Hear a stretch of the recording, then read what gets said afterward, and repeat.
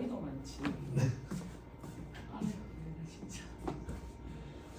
근데 힘듭니다. 쉽지 않죠. 근데 또 생각을 좀 달리 하셔가지고 이게 만약에 안 힘들었으면 그만큼 또 값어치도 없어요. 그렇겠죠. 값어치도 없어요. 그리고 뭐 다 달라들 거 아니에요. 할 제가 아까도 그랬다니까요. 우리 신랑은 삽꽃이 있을 때 했던 사람이거든요. 네.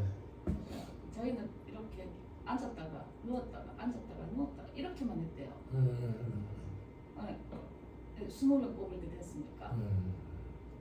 그런데 이렇게 하면 선생님들은 그냥 용기 주신다고 아이 시험이라도 그래도 시험장이라도 한번 가보세요. 그런데 내가 이때까지 30년을 들었던 사람은 감이 안 되죠. 맞습니다. 쉽지 않습니다. 시험은 됩니까 이게? 제가 예전에 몸담았던 법인의 그 사무장님이 저희 아버지 뻘 됐거든요. 연배가. 근데 그 사무장님이랑 같이 시험을 준비하셨던 분이 지금요 권영희 세무사입니다. 이 권영희 세무사님이 한 해에 20명 뽑을 때 합격하신 분이거든요. 그러니까. 얼마나 똑똑하신 분이야.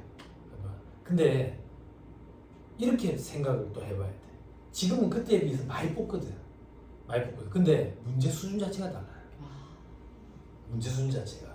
그러니까 사람을 적게 뽑을 때는 적게 뽑으니까 또 어려운데 많이 뽑을 때는 문제 수준 자체가 달라가지고 그렇겠다. 그리고 학생들이 투입되잖아요. 그렇죠. 그래서 해마다 수험생들의 그 수준이 상향 평준화돼요. 그러니까 문제를 보면 시험 문제를 보면 출제되는 시험 문제를 보면 좀 과하다라는 느낌을 받을 때가 있거든요. 해마다 이러이러한 문제는 좀 과하다. 그런데 한편으로 생각해 보면 출제위원 입장에서는 이런 문제를 안 끼워 넣으면 변별력이 안 생기는 거죠. 그 정도로 수준이 높아져 있는 거지. 높아져 있는. 그래서 시험 문제 트렌드가 이제 완전히 달라졌어요.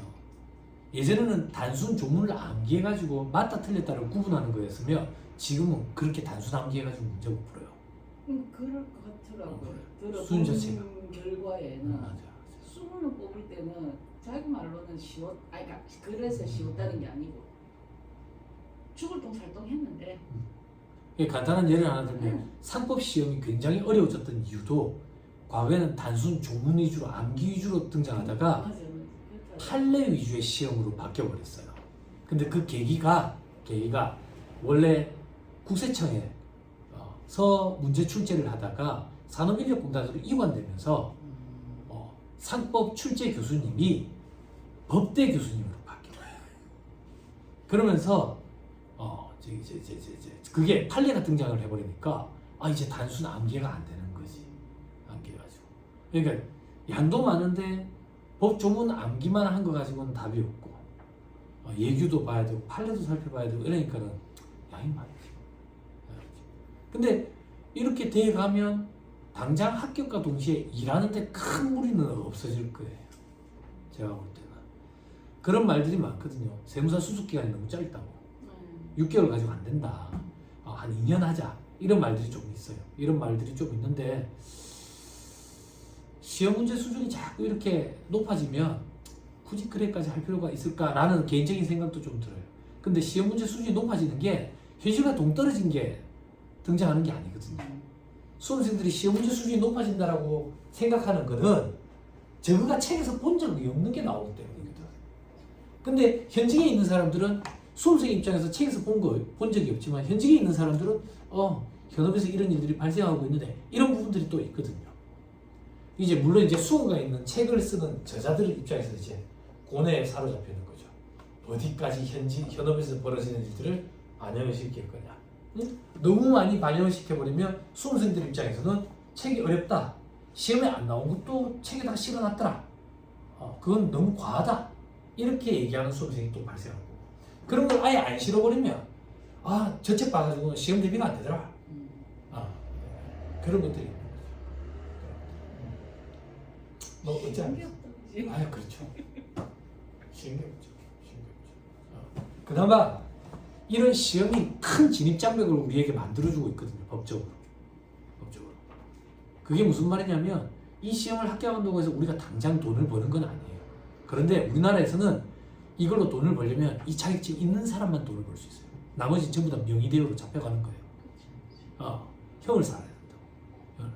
예, 그게 법에 의해서 보호받는 거예요. 지적재산권에 대해서. 그렇게 생각하면 돼요. 그 이상도 이하도 아니야. 그러니까 이 업을 하려면 이 자격증이 있어야 돼. 그 이상도 이하도 아니라고. 그러니까 이걸 합격한다고 해서 이러고 다닐 필요도 없고 당장 돈이 되는 게 아니니까요. 응? 합격을 했는데 왜 돈이 안 될까? 괴리감에 빠질 필요도 없고 나는 그냥 이 업이 하고 싶어서 이 자격증을 따는 거. 그래서 내가 자꾸 얘기했던 거야. 네가 이걸 하고 싶거든요. 거기서 다시 또 시작해요. 뭐 어찌 하겠습니까? 강의를 10몇 년간 하면서 저도 그런 부분을 좀 느끼거든요. 여기 세무사들 보면 가닥경한 세무사들, 수습 세무사들 뭐 여러분들은 뭐 그런 일이 생기실지 안 생기실지 모르겠지만 가닥경한 수습 세무사들 꼬시가지고 거의 열정페이식으로 데리다가 돈도 제대로 안 챙겨주고 꼬시가 되고 있는 거예요. 그래가지고 수습 기간 끝났는데도 불구하고 근무계약 써가지고 이제 근무계약 근무 세무사를 이래가지고 자꾸 꼬시는 거야. 내가 살아봐야 몇 년 더 살겠냐고. 내가 이거 어떻게 관리하겠냐고. 니한테 싸게 넘길게. 사기치는 도둑놈들이 많아요. 부상바닥이 엄청 많아요. 근데 나이 어린 수습 세무사들은 어떻게 생각하냐면 이 공부가 큰 공부잖아요. 이 큰 공부를 견뎌내고 합격한 사람들이니까 성인군자겠지라는 착각을 하는데 전국에 세무사가 10,000명이 넘는데 사기꾼 꽉 찼어요. 도둑놈 꽉 찼고 시대원놈 꽉 찼고 공인한 치로 댕기고 여직원들한테 결제까지 맡기시는 놈들도 꽉 찼어요. 그래서 제가 여기 학원에 있는 수강생들한테 그 얘기를 해요. 좋은 세무사가 되라. 그리고 그런 말에 현혹되지 마라. 많아요. 많아요 생각보다. 정말 많아요. 정말. 그게 안타깝죠. 그래서 저는 강의할 때 그래요. 이 구멍가게 같은 부산에 있지 말고 서울로 올라가라. 좋은 조건, 니한테만 좋은 조건은 절대 없어. 그 사람 사기꾼이야. 제가 이걸 합격했을 때 제 스승이자 선배님이 장인석 세무사님이에요. 세무법인 위에 계시는 분. 제가 그분 되게 좋아해요. 성향이 어떤 성향이냐면 선배님 술 좀 사주세요. 그러면 내가 왜 네 술 사줘야 되는데 니도 세무사인데. 그런 스타일이에요. 그래서 너무 좋아요. 너무 좋은데 그 장인석 세무사님이 저한테 뭐라고 얘기했냐면 그때 술 한잔 먹을 때 그래놓고 오라 그래요. 술 먹는다고. 연산동에 사시는데 술 한잔 먹는데 저한테 하시는 얘기가 니한테만 좋은 죄는 절대 없다고. 니한테만 좋은 조건, 니한테만 잘해주는 사람은 절대 없다고. 다 사기꾼이야. 다 사. 내가 실력이 있어야 그런 지리가 들어온다. 일을 하면서 그런 일들을 많이 경험했어. 저도 한번 휘청했거든요. 사람 믿었다 한 2억 날림이었어요. 그런 경험들이 있다 보니까 이제는 웃기지도 않죠. 근데 아직도 그런 말로 애들, 나이 어린들 꼬시는 회계사무실이 제법 있어요. 그래서 너무 안타까워요. 근데 그런 애들한테 이런 얘기를 해주면 별로 안 하다 해요. 그러니까 내 잘난 맛에 사는 거예요. 니는 못나서 그렇게 됐지? 나는 잘나서 그런 거에 현혹되지 않는다. 그렇게 이제 당하고 나면 이제 또 안타깝죠. 그게 똑같아. 여기 또 시험 공부해서 문제 많이 맞춰서 합격만 했다 이거지. 착한 사람, 나쁜 사람 다 섞여 있어. 그래서 제가 농담하고 그런 얘기를 했어요. 세무사 시험에 직업윤리라는 과목을 좀 넣어야 될 것 같은데 인간 같지도 않은 것들도 있어가지고 그런 얘기를 했던 기억이 나요. 물론 제가 이제 흥분해가지고 과하게 그런 얘기를 했지만 다 인간 같지요. 인간 같은 것도 있긴 하는데 아무튼 농담사가 그런 얘기를 했던 기억이 나요. 단순 조문 암기식으로 문제 출제하는 것보다 차라리 직업윤리라는 과목을 넣는 게 조금 더 낫지 않을까. 회의 발전을 위한 거라면. 물론 저는 이제 회의 발전에 대해서 크게 관심도 없고 활동도 안 하지만 내가 일단 잘 돼야지 뭐 주변을 돌아보지. 내가 일단 그런데 현혹되면 안 돼. 현혹되면 안 돼. 맞습니다.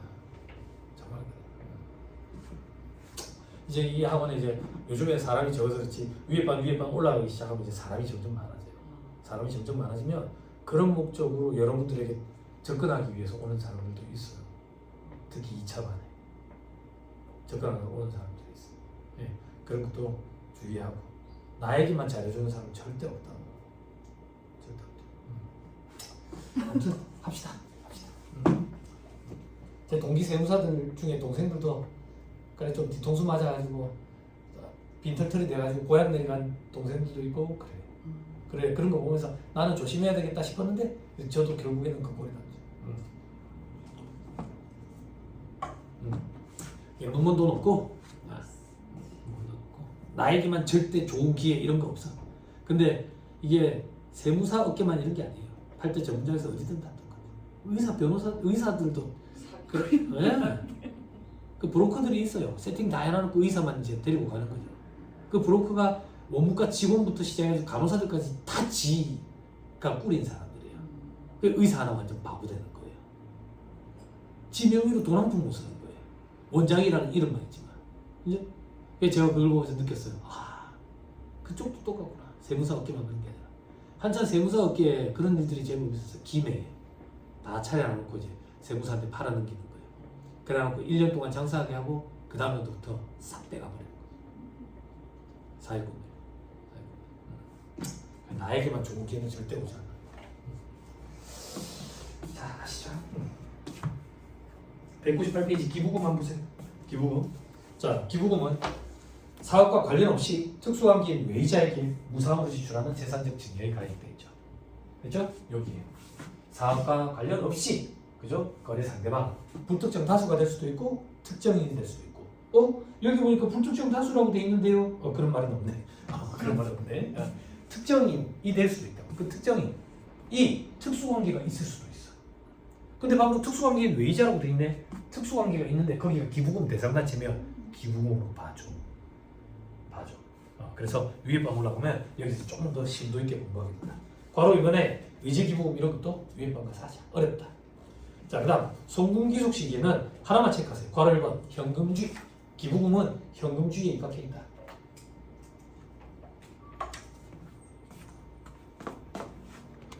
됐나요? 자, 넘어갑니다. 다음 페이지 4번에 기부금의 구분으로 되어 있죠. 그죠? 눈으로만 보세요. 동그라미 1번에 특례 기부금이라는 게 있고, 동그라미 3번에 일반 기부금이라는 거 있죠. 동그라미 4번에 비지정 기부금 이런 게 있어요. 그죠? 한도 내에서만 송금 인정하는데 한도 계산 사실이 다 달라요. 요 정도는 할게요. 현업에 계시는 분이 한 분 계시니까요. 과거에 우리나라의 법인세법 규정에 기부금 구분이 어떻게 되어 있었냐면 법정 기부금이라는 게 있었어요.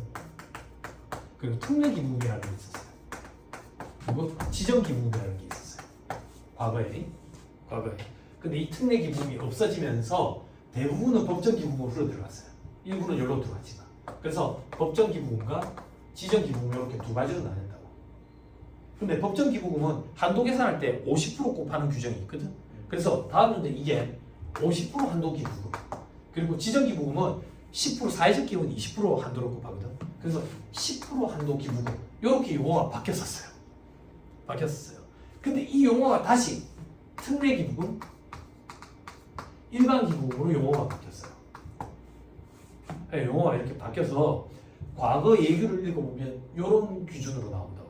그래서 이게 이걸 얘기하는 거고, 이게 이걸 얘기하는 거고, 이게 이걸 얘기하는 거고 같은 거라는 걸 알아야 예규가 읽어져요.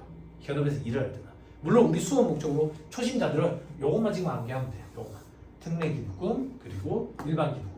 일반 기부금이 70% 이상이에요. 한도 계산 사식이 다르기 때문에 특례 기부금에 어떤 게 있고 일반 기부금에 어떤 것들이 있는지 암기를 해야 되는데 한도 끝도 없어요. 책에 위에만 올라가면 책에 쫙 열거가 돼 있는데 그 열거된 거 보고 사람들이 깜짝 놀라거든요. 너무 많아서. 근데 그게 극히 일부예요. 시험에 나오는 것 중 일부. 그 정도는 암기를 하셔야 돼. 그때 돼서 암기를 합시다. 벌써 겁이 나는데 암기 못하고 떨어지는 거예요. 요즘 희망 고문 이런 거 하기 싫어요. 암기 못하면 떨어지는 거예요. 됐죠? 됐습니다. 다음 밑에 보면 기부금 한도액 있는데 보지 마시고요. 다음 페이지 기부금에 대한 세부 조정.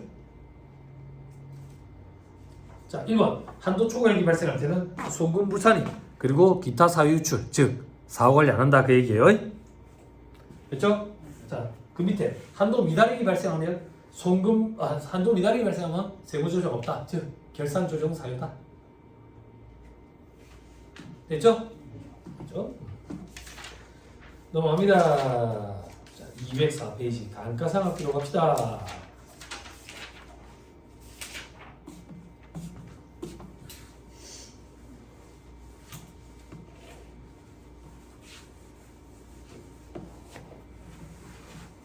너무 비관적으로 얘기했는지 모르겠어요. 현업에 계시는 분들이 계시니까 아실 것 같아요. 제가 잠깐 얘기했는데 학원에서 강의하면서 10년 정도 이렇게 강의하면서 수강생들을 보는데 수강생들은 입장에서는 제가 되게 부러움의 대상이더라고요. 저를 보면서 이제 동기부여를 하면서 이제 공부를 해가는 거지. 근데 막상 이 친구들이 2차 시험까지 합격하고 나서 현실에 벽에 부딪히면 내가 괜히 미안해. 내가 헛된 상상을 불어넣어준다라는 생각이 들어서 그래서 좀 안타까울 때가 있어. 얘들은 선생님 하면서 스승의 날 되면 막 케이크 보내주고 그러는데 현업에서 막 꼬라박고 힘들어하는 거 이런 거 보고 사람한테 상처받고 이러는 거 보면 근데 어쩌겠어. 제가 여러분들한테 도움을 줄 수 있는 건 세법이야. 이 수업이 인생 수업이 아니야. 그렇지 않겠어.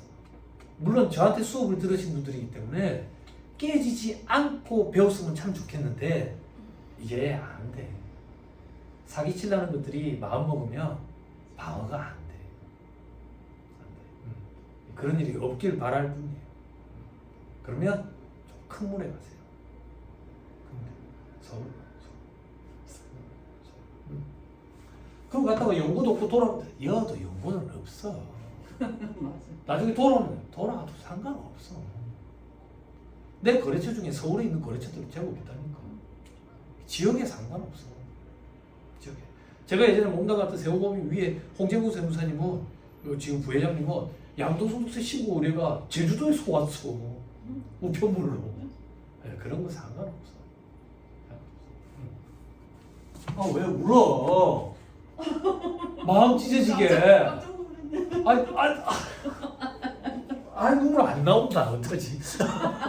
어차피 나는 안 나온다. 아무리 해도. 참네.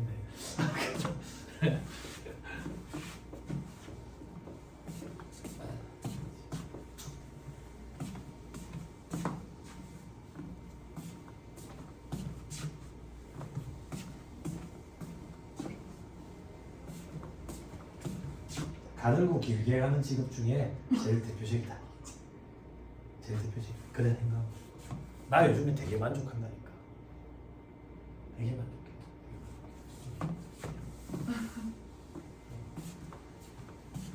제가 요 며칠 좀 많이 피곤했거든요. 요 며칠 많이 피곤했던 이유가 애들 지금 방학이잖아요. 그래서 조카들이 와 있었어요. 조카 둘이, 우리 집 애 둘이, 개 4마리. 집에 청소기가 6대 있었다고. 로봇 청소기 2대에 요거 4대. 은근히 깔끔 떠는 성격이라고 생긴 게 이런데 얼마나 깔끔 떠는데 난 청소기 물로 씻어. 더러운 게 싫어서. 그러니까 청소기 계속 꽂아. 와이프한테 자꾸 얘기하는 거야. 씻었는데 왜 그러지? 나 사실 씻었어. 물로 씻었다. 그래 버뜩 씻고 버뜩 닦아. 물 들어갈까 봐. 그랬는데 요번에는 어떻게 마인드 컨트롤 했는데 와이프가 없어용 청소기 사줬어. 없어용 청소기. 웽 거리는 거 있잖아. 소리 큰 거.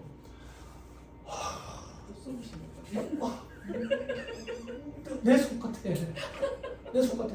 여기를 이렇게 하고 있는데 저기 있는 개털까지 다 잡고 와. 내 최애템이 됐다고. 최애템. 응? 그래서 집에 있는 청소기를 한동안 안 썼다고 그 겨울에 춥다고 방전됐다고. 싹 버리던데. 나에겐 없어용 청소기가 있잖아. 그거 하나 때문에 하루 종일 기분이 좋아. 내가 아침에 딱 눈 뜨면 하는 일이 개 문부터 열어준다고 나가서 똥 오줌 싸라고. 그리고 나는 없어용 청소기를 돌리는 거야. 밤새 그 개털이 가라앉아 있을 거니까. 그리고 커피 한 잔 내려가지고 커피 한 잔 먹으면서 유튜브에 이제 카페 음악 틀어놓으면 세상 좋다고. 아니면 밀리에서 이제 조금 틀어놓고 세상 좋다고. 이러니까 개 4마리가 뛰고 구르고 하는데 그래도 기분 좋아. 그래도 기분 좋아. 기분 좋아가지고 뭐 하고 싶노? 고부 집에 왔는데 뭐 하고 싶노? 우리 쉑쉑버거 갈까? 쉑쉑버거래. 쉑쉑버거 그냥 데리고 가지고 한번 먹이고. 고부 쉑쉑버거가 뭐예요? 버거왕. 버거킹이 아니 버거왕이라고 있어. 너무 좋더라고. 내가 이 업을 하고 있으니까 내세를 볼 수 있는 거야. 이 바쁜 부가세 신고 기간에. 또 모르지. 그럼 내가 일 안 하고 놀겠어? 나 밤에 일해. 새벽까지. 나 어제도 새벽 3시 반까지 4시 반까지 봤다고. 저기 부가세 신고한다고. 소리 난다고. 그게 엄청나게 큰 메리트라고. 직장 생활 한다 생각해봐. 그렇게까지 못 해. 그러니까. 오늘 조금 쉬면 되거든 가가지고. 또 밤에 일어나고 일하면 되거든. 그게 굉장히 큰 메리트라고. 진짜? 조용한 걸 좋아해. 저도 새벽에 가서 이랬거든요. 그래. 저는 조용한 걸 좋아해서 그리고 저는 뭘 하든지 간에 준비하는데 시간이 좀 걸려요. 책상 위에 뭐 없어야 돼요. 책상 위에 뭐 없어야 되고 펜 딱 한 개, 커피 하나, 계산기 이런 걸 좋아해요. 깨끗하게 청소해놓고 일하는 걸 좋아해요. 그런 스타일. 이 업을 하니까 그게 가능한 거지. 직장생활에서 아마 나 다 둘러 빠지고 없지 않겠냐? 둘러 빠지고 둘째 치고 죽었지 않았을까? 스트레스. 그런 걸 자꾸 중점적으로 보면 이게 진짜 괜찮은 직업이에요. 합격했을 때 한 살 밑에 동생 걔 11년 만에 합격했다는 애가 저희 아버지가 사무장이에요. 저희 아버지가 사무장인데 저희 아버지가 해줬던 얘기 중에 하나가 제가 직장 그만두고 공부한 걸 아시는 분이야.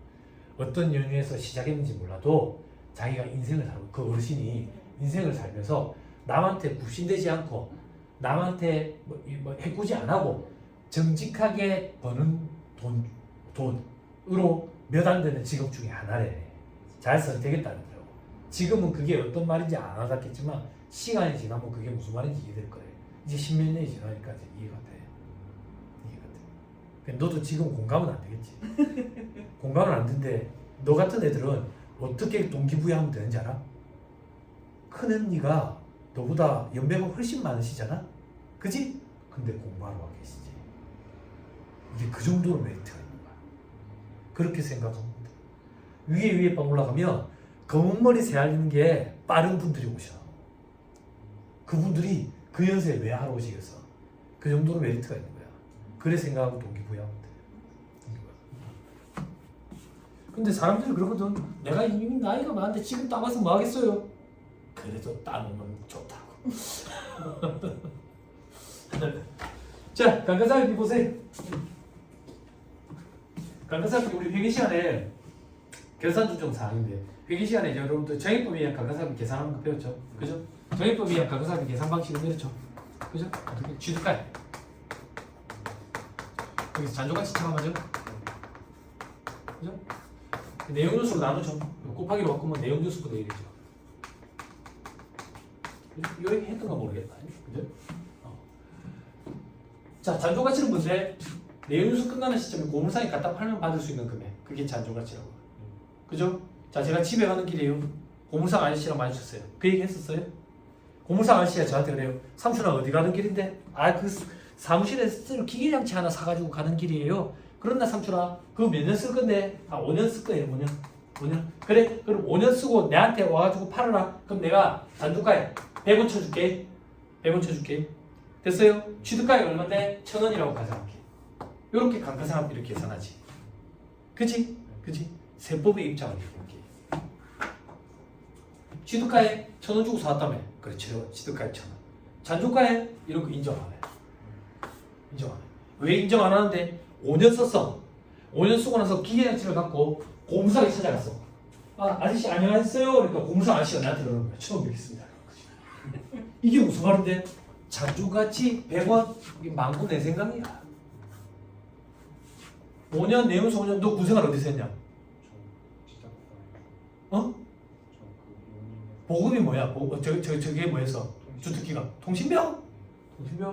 그 통신병 통신보안할 때 그 기계장치를 닦고 주고 기름치면 5년보다 더 써. 근데 험하게 쓰면 5년보다 못 쓰겠지. 그러면 내용요소 5년은 뭔데? 망고 내 생각이야. 잘 봐 이거. 어렵다. 망고 내 생각을 가지고 계산한 산식인 이 감가상각이 망고 내 생각이야. 이런 거 우리는 뭐라고 표현하는데 망고 내 생각을 거짓말이라고 표현하지. 거짓말. 근데 회계를 하는 사람들이 거짓말이라고 표현하면 자존심 상하거든. 그래서 이걸 추정치라고 얘기하는 거야. 세법은 거짓말 같은 추정치 이런 거 안 키우는 거야. 그래서 세법은 잔존가치가 없어. 여기 내용유수 법에 정한 내용유수야. 감가상각하고 정해법, 정률법 아니 법에 정해진 방법들이에요. 이게 세법이라고. 그래서 회계를 하는 사람들은 자꾸 합리적인 거 따지는데 세법은 합리적인 거랑 거리가 멀어. 세금을 징수하기 위한 절차니까 딱 이렇게 계산한다라고 정해버리는 거지. 됐어요? 됐죠? 그럼 뭐 회계에서 계산한 감가상각비와 세법상 감가상각비의 차이가 생기겠지. 그래서 세무조정상, 세무조정 금액이 상기되는 거야. 됐어요? 됐나요? 네. 자, 밑에 감가상각 개념이 있고 밑에 감가상각 자산의 범위 유무형자산에 대해서 행한다. 유형자산, 건물, 구축물 이런 거예요. 건축물이라고 얘기하면 건물의 구축물까지 포함한 개념이야. 그리고 차량 운반부, 공기구, 비품, 선박, 항공기, 기계장치, 동식물 이거 좀 신기하죠? 동식물. 근데 큰 언니 이거 동식물 감가상각하는 거 보신 적 있어요? 없어요? 너 왜? 본 적 있어? 사슴농장이던데. 또 제가 직접 장부는 안 해봤지만 고양이 카페라는 데가 있더만. 네, 고양이 카페. 네, 그런데 고양이 카페 알아? 그래 가봤어? 작은 언니 고양이 카페 알아요? 고양이를 좋아하는 사람들이 가는데 가서 고양이를 만지다 오는 거야. 커피도 마시고 뭐 그 커피 이제 털도 같이 들어가니까 털이랑 같이 마시겠지. 그런데 안타깝게도 그 고양이는 내 고양이가 아니야. 누구 고양인데? 주인 고양이야. 근데 주인 고양이를 내가 좀 만지면서 커피 마시다 오는 거야. 근데 잘 됐네. 잘 됐네. 그때 그 고양이. 자 그리고 자 밑에 무형자산, 개발비, 사용수익 기부자산, 뭐 주파수 이용권, 공항시설 관리권, 항만시설 관리권 이런 것들이 있대. 특허권, 영어권 이런 거. 특허권 이런 거 들어봤죠? 실용신한권, 산업재산권 이런 거. 좀 독특한 거는 사용수익 기부자산인데 이거는 위에 방 가서 하고요. 주파수 이용권, 제 개인적인 생각인데 우리 5G, 4G 할 때 몇 메가헤르츠 어디 영역대, SK는 어디 하고 KT는 어디 영역대 이런 게 주파수 이용권. 또 공항시설 관리권 이거는 공항에 보면 브릿지 계약을 한다고요. 브릿지. 공항에 가면 이제 비행기 탈 때 통로를 가가지고 이제 비행기 타시죠. 혹은 어떤 날은 밑에 땅바닥에 내려가지고 버스 타고 가가지고 사다리차로 올라가죠. 비가 오는 날은 통로로 하고 비가 안 오는 날은 사다리차 타고 그게 아니거든. 그 통로를 브릿지라 그러는데 공항 공사 자산인데 항공회사랑 그거 계약을 해. 사용 계약을. 만약에 에어부산이 김해공항에 브릿지 사용 계약이 2개가 돼 있다. 근데 2개 다 지금 이용하고 있다. 근데 비행기가 내렸다. 그러면 계류장으로 내려오는 거야. 그 사다리 차를 타고 그 램프버스라고 그래. 버스를 타고 오는 거야. 비가 와서 요걸 타고 오는 게 아니라. 네, 그런 게 공항시설 관리권 이렇게 생각합니다. 공항시설 관리권 그러니까 또 안타깝네요. 이번에 사고가 크게 나가지고 둔덕을 다 없앨 거래 전국에. 둔덕을 다 없앨 거예요. 콘크리트 둔덕을 다 없애고 쉽게 이렇게 무너질 수 있는 구조를 이렇게 만들 거라든가. 이게 저는 좀 안타까운 게 이게 짧아서 그런 일이 벌어졌다는 게 대다수 있겠네지만 만약에 그렇다면 제 개인적인 생각은 공항이 너무 많아. 공항이 너무 많아. 예, 부지 확보가 안 되니까 이게 사람들이 그렇게 하는 거라. 그 예전에 애경 비행기 김해공항에서 김해공항이 이게 짧아. 그래 유턴을 하거든. 유턴 할 때 속도 제어가 다 안 돼가지고 시궁창이 빠져가지고 넘어졌었잖아. 비행기 동체는 찢어진다라고 표현한다고. 탄수섬유 이런 걸 써가지고 비용이 엄청나더라고 수리비가. 아무튼 좀 안타깝습니다. 그죠? 그리고 버스 스트라이크 이게 진짜 무서운 거지. 쌍발 엔진이라 가지고 하나 꺼져도 이제 나머지 하나로 가능한데 아마 동시에 다 그렇게 된 거예요. 자, 그 밑에 이제 항만시설 관리권. 항만시설 관리권 이건 좀 개인적인 생각인데 아마 그런 걸 얘기하는 걸 거예요. 그때 태풍 맨 밑에 우리 골리앗 크레인 넘어갔었잖아. 그런 거 골리앗 크레인 이런 게 항만공사 소속 자산일 거거든. 요번에 생긴 거 본 적 있어? 아, 니야. 그래, 너를 위한 맞춤식 예를 들어줄게. 너 인형 뽑기에 맞냐? 인형 뽑기처럼 생긴 게 항구에 있어. 그러면 이제 아니 왜? 요래 생긴 게 이제 컨테이너 박스를 들어다 주는 거예요. 이렇게. 요게 이제 이제 항만공사 자산이라고. 요 이용권을 취득하는 거. 컨테이너 박스 들어다 줄 거니까. 그런 거. 그게 넌 어려서 기억날지 모르겠는데 태풍 매미라고 엄청나게 심한 태풍이 왔었을 때 이것 좀 넘어가 버렸어. 넘어가 버렸습니다. 자, 됐습니다. 그 정도 보시고요. 밑에 다음은 감가상 자산이 아니다. 자, 동그라미 2번 토지 요 정도. 땅은 감가상 자산이 아니다. 됐죠? 근데 여러분들 회계 시간에 위에 방 올라가면 토지 감가상 하는 경우를 정타에서 얘기할지 모르겠는데 뭐 있긴 있어요. 복구충당부채 계산하는 경우에는 하는 경우가 있는데 그런 게 우리 시험에 등장 안 한 지 꽤 됐거든요. 굉장히 어렵고. 그래서 요즘에는 강사들 그런 거 강의 안 하는 것 같아요. 그래서 그냥 편의상 토지는 감가상 안 한다 이렇게 생각하시는 게 편할 것 같아요. 그리고 동그라미 3번 건설 중인 자산. 건설 중인 자산은 공부했죠. 회계 시간에. 이것도 감가상 안 한다. 건물이 되고 나서부터 감가상 하는 거지. 그죠? 자, 다음 페이지 시부인 계산돼 있죠.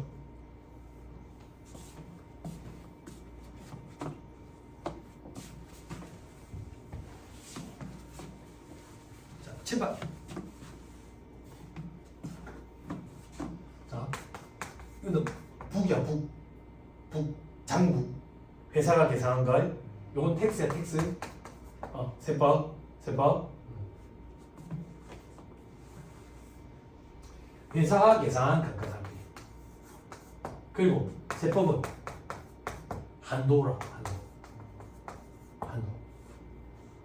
됐어요? 그래서 한도를 초과했는지 한도에 미달했는지 이렇게 보는 거야. 잘 봐. 그때 이 한도를 삼각 범위액이라고 표현해. 이 용어를 암기를 못하면 문제를 접근할 수가 없어. 용어를 정해놓고 부르니까. 삼각 범위액. 삼각 범위액을 초과했잖아. 그럼 그 초과한 금액은 삼각 부인액이 발생했다 이렇게 표현한다. 초과한 금액은 삼각 범위액, 즉 한도에 미달했잖아요. 한도에 미달하면 시 부족액이 발생했다 이렇게 표현해. 암기해야 돼. 용어는 어쩔 수 없어요. 됐죠? 삼각 범위액이라는 한도랑 비교해서 한도 초과, 한도 미달, 삼각 부인액이 발생했는지 시인 부족액이 발생했는지 요거 여부를 판단하는 걸 시부인 계산을 행한다 이렇게 얘기해. 됐어요? 오케이, 됐어요.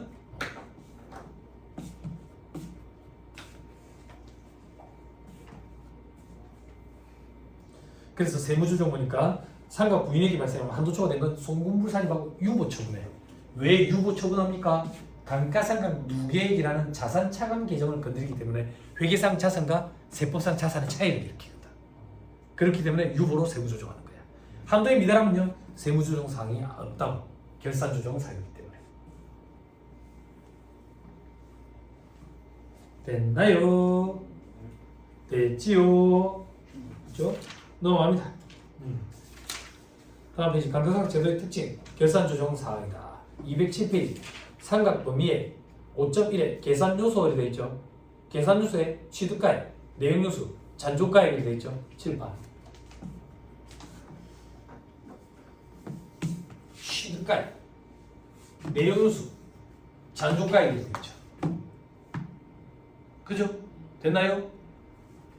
이 세 가지 계산 요소가 있어야 계산을 할 수 있다고. 그럼 이 세 가지 구성 요소를 가지고 계산한 금액은 단기에 적정하게 계산할 합리적인 감가상각비를 얘기하는 게 아니에요. 위에 제목 뭐라고 돼 있어요? 삼각 범위액. 즉 세법에서 취득가액, 잔존가치, 내용요소가 의미하는 거는 내용요소 5년 동안 삼각을 해야 된다. 그런 의미가 아니라 이 세 가지 숫자를 알아야 삼각 범위액이라는 한도를 계산할 수 있다고. 그 이상의 의미는 없어. 됐어요? 우리 아까 했잖아. 감가상각비 X 1년도에 계산하면 한도 내서 인정받고 계산 안 하고 x 2년도에 계산하면 x 2년도에 인정받는 됐잖아. 얘를 하나 어떻게 500원짜리야. 500원짜리. 정액법 5년이래. 정액법 5년. 그러면 세법상 한도는 100원이야. 100원. x 2년도에도 100원이고 회사가 계산을 안 했대. 그럼 세법상 인정되는 거 없어. 100원을 계산했대. 인정된대. 100원만큼. 극단적으로 갈게. 회사가 계산을 계속 안 해. 그래가지고 100년이 지났어. 101년째에 100원을 계산했대. 101년째에 100원을 송금으로 인정받는 거야. 됐어요? 뭐가 됐는데? 방금 내용요소 5년이라 했지. 근데 우리는 지금 생각을 101년, 102년 하고 있잖아. 즉, 이 내용요소 5년은 이 5년이라는 숫자를 알아야 100원을 계산할 수 있는 거지. 계산할 수 있는 거지 5년 동안 생각을 하라는 얘기가 아니다 그 얘기야. 세법에서 내용요소는 삼각 범위액이라는 한도를 계산하기 위해서만 존재하는 거야. 그걸 알아야 돼. 응? 됐죠? 오케이. 됐다. 취득가액은 매입가액, 재작업가액, 부대비용 가산한 거다. 자본적 지출 더하고 수익적 지출은 안 더한다. 회계시간 이런 거 했을 거다. 저 밑에 내용수 첫째 줄 끝에 삼각률을 결정하는 역할을 한다. 그게 무슨 말인데? 7, 8. 내용수 5년이라는 걸 알아야 0.2를 곱할 거 아니냐고. 5분의 1은 0.2잖아. 0.2예요. 아니, 이거 되게 강의해야 되는지 모르겠다. 이 산술 가르치는 지금사. 아무튼 내용수는 삼각률을 결정하는 그 이상의 의미가 없다. 그걸 알아야 한도를 계산할 수 있다. 됐죠? 넘어갑니다. 다음 페이지 걸어서 한번 잔존가액 두 번째 줄 0이다. 됐나요? 세법에서는 그런 추정치 안 키우겠다 그 얘기예요. 불확실한 거. 됐습니까? 다음 페이지 5.2에 유형자 감가상각 방법도 있죠. 건물과 구축물 얘기하는 거야. 오른쪽에 다음 중 신고한 방법, 즉 다음 중에 신고한 방법을 선택할 수 있어. 근데 선택권이 없네. 하나밖에 없네. 선택을 안 하면 어떻게 되는데 맨 오른쪽에 무신고시 정액법 법에 딱 정해놨어. 됐어요? 제일 밑에 칸에 위외의 유형자산, 나머지 기타 유형자산 얘기하는 거야. 정액법과 정률법 중 선택 가능하도록 돼 있죠. 요 정도 선택의 폭은 있다고. 선택을 안 하면 뭐라고 돼 있어요? 그렇죠. 그래서 실무적으로는 정액법과 정률법 두 가지밖에 없어요. 세법은 이렇게 딱 정해놨다고. 회계는 어떻던가요? 회계는 어땠어요? 감가상각이 안 배웠어요? 회계 n분의 1 더치 정액법. 그죠? 또 뭐 있어요? 연수학계법. 또 뭐 있어요? 이중체감법. 또 생산량 비례법. 뭘 빠뜨렸어? 정률법. 이런 것들 있죠. 그죠? 요 중에서 합리적인 방법을 선택한다고. 세법은 아니, 법에 정해놓은 구성요소, 항목 중에 선택의 폭만 주는데 건축물은 선택할 수도 없어. 무조건 정액법이야. 나머지 기타 유형자산은 정액법과 정률법 중 선택 가능한데 선택 안 하면 정률법이야. 현업에서 대부분 다 정률법이고 대부분 5년 0.451이라는 정률을 쓴다고. 됐죠? 자, 밑에 괄호 2번 개발비, 사용수익 기부자산가액 이런 것들, 무형자산 이런 것들도 아까 얘기했고 넘어가세요. 삼각 범위액 계산, 정액법, 정률법, 생산량 비례법 돼 있는데 현업에서 정액법, 정률법밖에 사용이 안 되고 시험 문제에서도 두 가지만 등장한다. 됐죠? 넘어갑니다. 자, 212페이지 과표의 계산 거의 다 왔네. 그죠? 1시간만 하고 집에 갑시다. 잠깐 끊었다가 과표 계산부터 또 얘기를 할게요. 잠깐 끊었다가 하시죠. 많이 안 무겁죠? 네. 그죠?